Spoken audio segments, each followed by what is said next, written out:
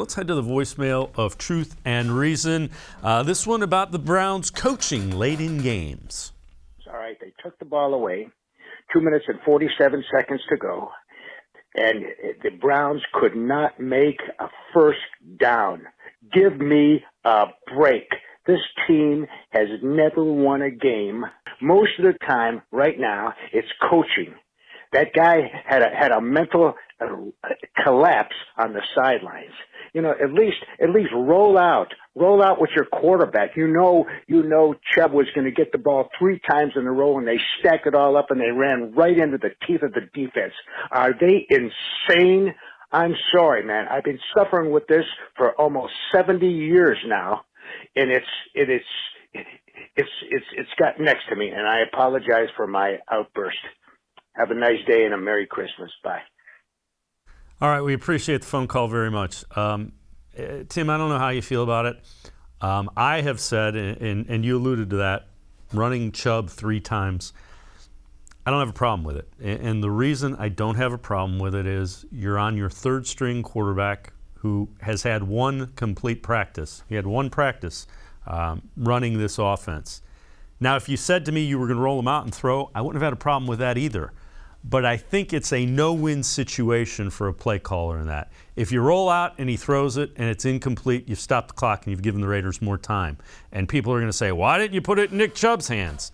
Put it in Nick Chubb's hands and Nick Chubb doesn't get the first down. Why didn't you throw it?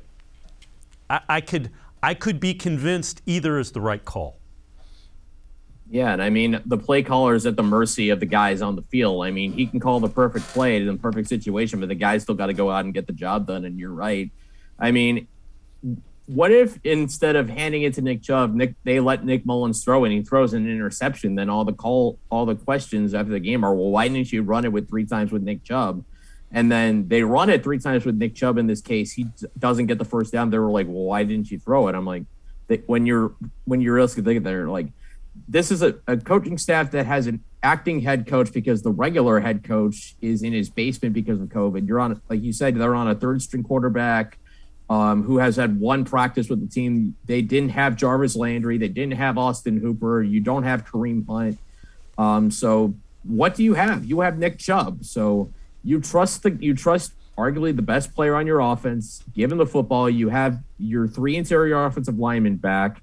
And it's not like he had run poorly. He had some nice runs in that second half. It just came down to just, maybe just one little half step a lineman didn't take, or, maybe it wasn't the right run that they called in that situation on that 3rd down. But at the end of the day, if Nick Chubb is able to somehow get through, get a first down, or a different hole opens up, we're not talking about, what a bad decision it was to get the ball to Nick Chubb on 3rd down. All the Browns trying to say, like, man, Nick Chubb just powered his way to a win. And all of a sudden everybody's talking about how, this is one of the greatest Browns wins since they came back in 99 with 20 plus guys out. And instead it's a loss in 7-7. And like I said, the play caller is ultimately judged by hindsight, and that's a tough way to live. Yeah. And the thing I would say, what are the strengths of what you were putting out there?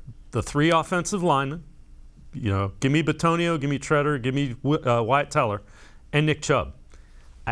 I can't argue with putting that as what you do. And the flip side of it is, if it's an incomplete pass, you stop the clock, and then it's going to get stopped at the 2-minute warning again. So, again, I just relax with the play call on 3rd down.